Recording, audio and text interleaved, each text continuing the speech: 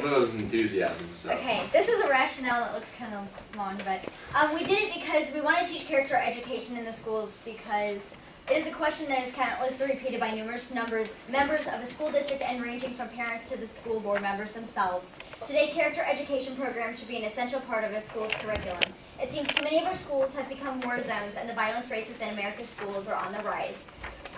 Many of our students have become technological masterminds and moral novices. Daily, teachers across the nation are stressed about the rude, blatant, violent, and foul language and behavior of their students. As overbearing as the behavior may be, students' behavior, language, and attitudes may be, we need to incorporate these values into our classrooms. By incorporating virtues, positive character traits into the classroom, we as teachers can create a learning environment conducive to learning. Through our activities, lessons, and personal stories, we hope to carry out this goal in our unit. We hope that this character education unit will help our students realize who they are, discover a purpose in both school and in life, and bring out the potential of a positive character each and every one of our students has. Character education in our school curriculum helps students acquire the knowledge, the skills, the positive attitudes necessary for student achievement and success in life.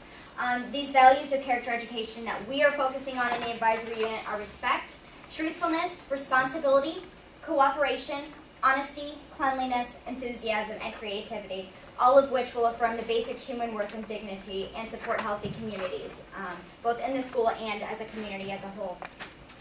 Character education emphasizes key social values and encourages students to become responsible and contributing members of society.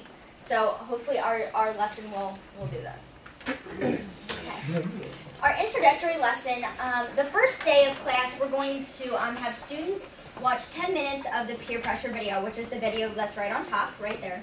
And the video presents many of the classroom pressures our kids today are facing in schools that force them sometimes to forget good character. And that could be anything, the video mentions like clothes, cliques, alcohol, drug, family problems, a lot of what all of you are focusing on too. And that overall kind of contributes to why kids aren't maybe acting responsible and maybe having positive attitudes in the classroom today. Students, again, will then watch a brief segment on respect. Before we do this video, we're going to probably talk about some of the aspects. We're going to have a worksheet to go along with it to kind of fill in, and we'll discuss it. And then they're going to watch the second video, which is on the bottom, and it's called Virtues, a Family Affair, to preview tomorrow's lesson, the next day's on respect. And this focuses on what kind of respect is and kind of leads them into it and kind of makes things flow, and they'll have an activity to do with that as well. Okay, for respect, our purpose of this is to get students writing. And we want to incorporate writing into our classroom, but sometimes it's kind of hard for students to talk about things. So in this journal prompt, we are going to have students describe what it would be like to be in a car driving down the road and if nobody respected the rules of the road. And ask them, why is this important to respect others while driving? And it seems kind of like, why are you doing this with respect? But I think it's something students will relate to because they'll come up with things. And it also kind of helps them see how people respecting others work together in their lives and community. Also in our lesson of this, we're going to do an overhead projection that displays respect is the attitude of caring about people and treating them with dignity. And this is something, you notice I have the word dignity and responsibility underlined. I'm going to, a big thing in the middle schools and standards now is incorporating language and using the dictionaries and things, so when they come to tests and whatnot, they don't know what to do. They've never used a dictionary. So what I'll do is I have dictionary people, and when they come in the classroom every day, there's going to be dictionaries by certain people's desks, and it will be their job to look up the word. I'll say, dictionary people, this is your turn. They look up the word, they find what part of speech it is, they find what it is, and they share it with the classroom. And it kind of gives them a role in the classroom. Everybody will do it throughout the semester, the semester, and it's proven to be very successful. And our final assessment really for this one is the virtue paper. And assuming that students, we have been working on ISAT extended writing. ISAT extended writing is a Illinois standards, and they all need to know how to do it. They will all be tested over it. It happens in reading and math, and there's a formula that they do, and assuming they will know it, and they're going to write a virtue paper on it, whatever the word would be, and it would be respect. And usually you will give them a prompt including respect, which is the first part of it. The second part is finding the main idea in this paragraph. The third part of ISAT writing is making a personal connection in the text, finding a detail about that main idea, and then connecting it to yourselves is the last one. So this is what they'll do. Then I'm going to have them repeat this quote, and I chose a quote for almost every lesson to repeat to affirm what they are learning, to make them say it, to vocalize it, to see it, and make it a part of them. They will own it. And this is the quote I chose. And both of these are ones that I will give. Responsibility is our second character trait, and I thought we would do circle discussions when the students come in the room. We can sit down and talk about if they have chores, if they play sports, if they do group work, anything like that, kind of relating to how things relate to life, to school, to work, and we'll discuss their different responsibilities as a group and why maybe those are important to them. And then I will pass out colored note cards to the students, and they were to write down a definition they think is responsibility. And then the students will get together according to the colors of the note cards and discuss what their definition was. We will come back as a group and discuss it as a class, and then I'll add what they did to that PowerPoint. And I will tell them it kind of includes being on time, bringing necessary materials to class, doing your assignments, and just helping others before they're asked will be included. Also, I thought calendars are important. This is a time of transition where students are becoming more active in extracurricular activities in their lives, and sometimes they just can't keep track of it no matter how hard they try. So I thought maybe implementing a calendar, I'll give them a format, I'll show them maybe a calendar of mine that I keep, and show them every day, fill in what you have to do, and then at the end, we'll grade it, and hopefully this will become a pattern for them. So we'll get that in the habit. Then we'll play 20 questions on a PowerPoint. This is maybe to give it a break from the traditional lecture and fun and review maybe what teamwork is, and I'll give everybody roles in the group so everybody will, quote, have a responsibility. Somebody will be taking scores, somebody will be doing everything, so it'll kind of give them a sense of responsibility to go along with the trait. And again, this is the affirmation I would have them say. Cooperation is our next lesson, and for kind of the introductory activity and just to get things broken, I would do the human knot. We all know what the human knot is, where they grab hands and you have to try to untangle the knot strategically. Then it would give them a PowerPoint, and it would include the definition. And I would also give examples how it would help students in school, sports, and at home. I gave the examples of cheerleaders because cheerleaders have to work together. And this is them doing a pyramid. If there was no cooperation or teamwork, it wouldn't happen. So that could be an example of after-school extracurriculars. Chores, working together maybe with brothers, sisters, family members to get things done faster.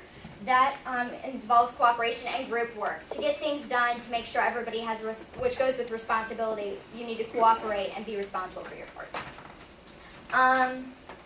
This is word problems or projects. This would be our more task-guided.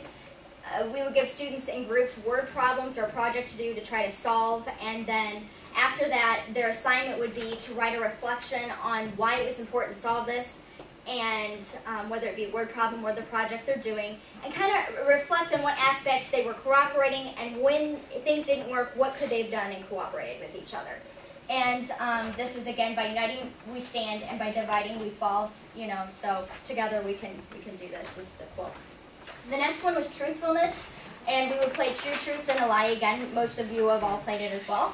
And students would just do this as a group, and they would write down 2 truths and a lie, and the group would have to try to figure out what the lie is. And then the PowerPoint would be given on the importance of truthfulness, the effects, and the reasons why they're learning it. And then for a more task-guided, we would do dramatization and skits, where students would give incidences where people aren't being truthful, and they'd have to try to act it out and portray it, and then one group would present it to the class. All right. And this is still me. Okay. And it goes on forever. Okay, it's a journal prompt, and it's pretty self-explanatory in the quote again, so go ahead. All right. I started my section on honesty, which really relates to truthfulness. We felt like we needed to make a big impact in this section because at the middles, they're making this transition here.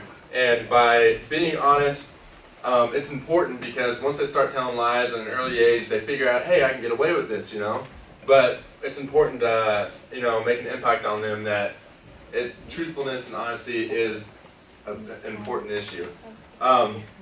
I kind of did the same thing based off her activity at the end. We role play uncomfortable situations that require to tell the truth. So like if a student sits in a desk, I will go up to them and say, so I heard you cheated on this test. Can you tell me the truth? And then they'll tell me the truth. And we're just going to make different videos for each class period. And then that would be my focusing activity. The honesty questionnaire will then be passed out. I don't think this link will work since I don't have my disk in here. But basically, yeah. Basically, the honesty questionnaire is just a list of 15 questions that students will answer, and it's pretty much just to get them thinking about honesty and different questions. Like one of the questions is, if you found $1,000 under an ATM, what would you do? Just different situations. And then, as a teacher, I would guide inquiry and just hit on important aspects of being honest and truthful.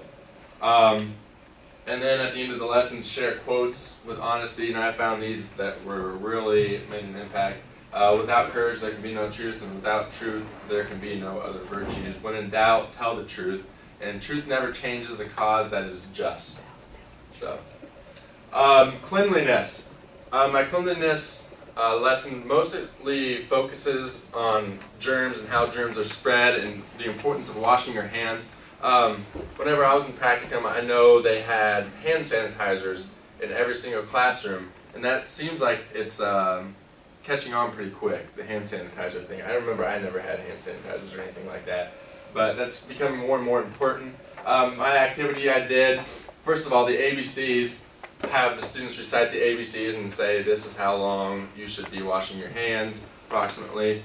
And then that would be my focusing activity, and my activity for the day would be, it's an activity where they're in groups of 5, and there's 5 different colors of glitter.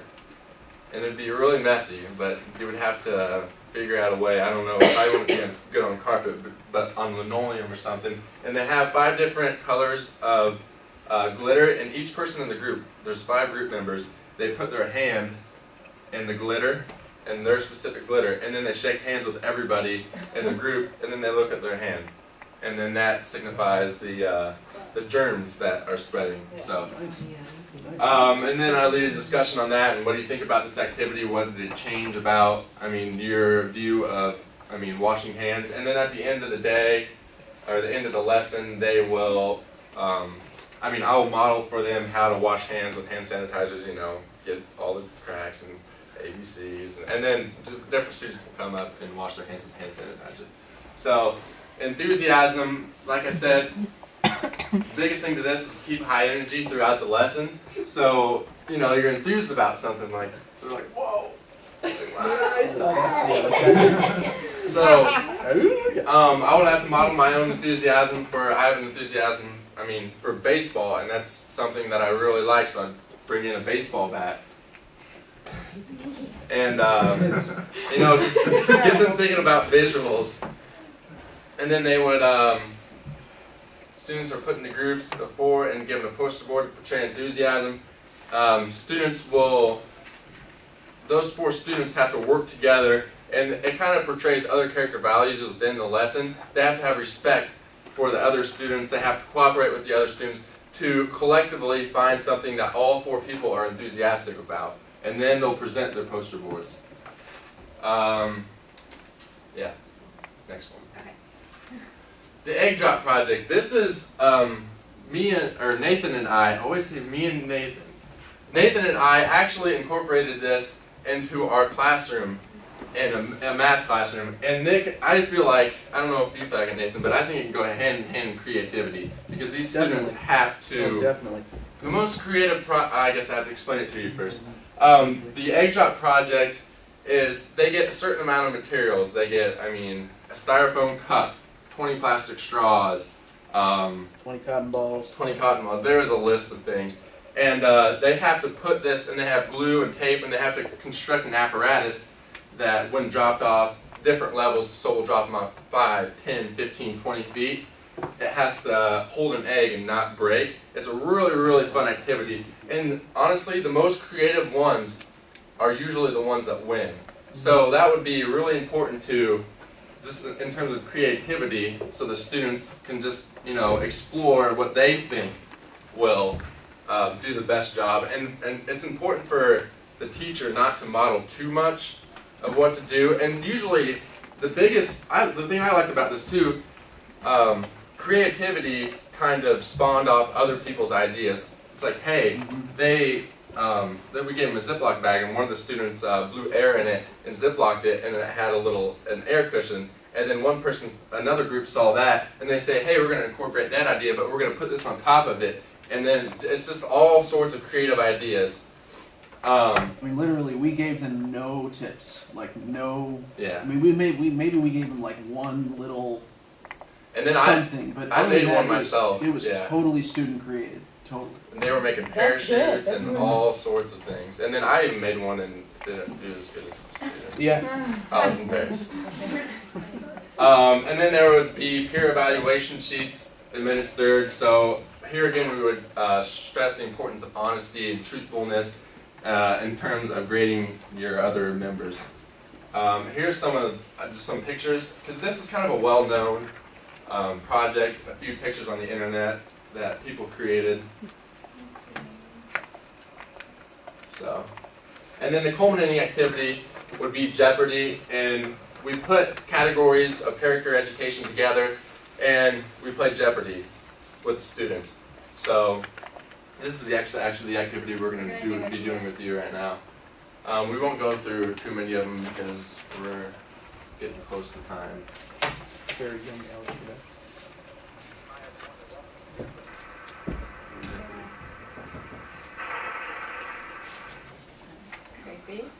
Here we go, round one. Okay, so pick a category and a dollar amount. Creativity 200. Creativity 200. Yes. Maybe I should like circle it. Like a Yeah, just click on it. Okay, your question is, does each person have the same amount of creativity? No. What is no? What is no? What is no? Alright, and what is no? You are correct, so you get $200. Okay. Enthusiasm 300. Enthusiasm 300. Oh no. Whoa. It's okay. What areas of your life relate to enthusiasm? And this can have various answers. What is all? What is school? What is school? What is Nathan? Can you give some examples of enthusiasm? What are some examples of enthusiasm? Eyes popping out of your head. Yeah. Eyes popping out of your head. Smiling, laughing. Okay, and like you said, it's at school, at home, or in sports. Okay. Home. Okay. Cleanliness 500. Yeah. The answer is How can you prevent the infection of an open wound? Clean it up. It Band-aid. needs air. It needs Okay. air. But infection would be. What is Clean, clean out constantly where clean. your hands are? What is in character education. There's a lot of different answers. Yeah, lots of alcohol. Cleaning up every day, peroxide or some other. What? For the pool that I tell not to run. Okay, you're right. What is apply antibiotic cream and a Band-Aid? I said really bad. You said them both. You got it. I'm amazing. 500 points. Okay, do you want another category? I'll take the responsible thing for 8,000. The responsible thing. What? Can I take the responsible thing for 500 is 500? Name 3 people in the class that you think are responsible. Who is not Ingrid. Nathan? Ingrid's so responsible. Ingrid. Oh, who isn't Nathan? Kayla. Ingrid, Kayla, who? Dr. Who is Pearson. Dylan? Pearson. Okay. Kristen. Who are you? Anybody. Who One are of question marks? We don't have that sort of Who is not Brian? What? Who is everybody but It has 8 letters.